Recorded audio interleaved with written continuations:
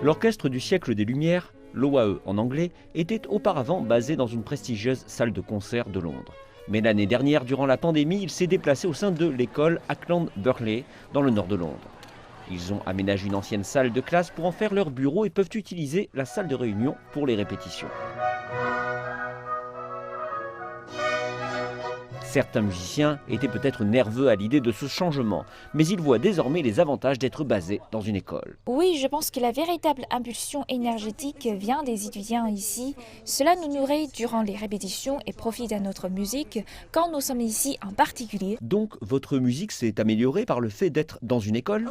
Oh oui, beaucoup, je le pense, oui. Si vous déménagez dans une école secondaire du nord de Londres, c'est mieux pour vous sur le plan financier. Vous vous amusez davantage, vous pouvez accomplir de brillants projets avec des musiciens, vous pouvez rencontrer beaucoup de jeunes très intéressants. Donc, c'est gagnant-gagnant et c'est mieux pour l'école. Ce déménagement a aussi apporté un revenu supplémentaire à l'école et aidé à renforcer la créativité. Il y a tant de choses dans cela pour l'école. Cela a déjà apporté une forte impulsion électrique à travers notre travail. Ils travaillent en atelier avec tous nos enfants. C'est un droit universel. Et désormais, c'est la première fois qu'ils préparent une prestation majeure combinant l'orchestre avec les danseurs et les musiciens de l'école. Et c'est pour l'opéra pour enfants, Les Lièvres de la Lune. L'Orchestre du siècle des Lumières a eu une longue histoire de travail avec des écoles en combinant des élèves de l'enseignement général et d'autres étudiants ayant des besoins additionnels.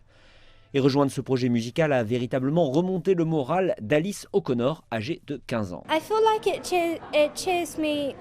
Cela me donne du courage quand je n'ai pas trop le moral. Jouer des instruments m'apporte vraiment de la joie. L'étudiant Michael Cheatham s'occupe de l'éclairage du spectacle et joue également du clavier. Au début, j'étais un peu confus. Pourquoi y a-t-il un orchestre dans une école secondaire?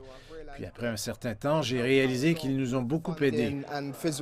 Et ce n'est pas que la Covid qui impacte les arts. Le gouvernement, en vue de redresser les matières commerciales et scientifiques, a annoncé qu'il réduisait de moitié le financement des cours artistiques. Cet orchestre espère que leur déménagement dans une école puisse en inspirer d'autres afin de maintenir les arts en vie.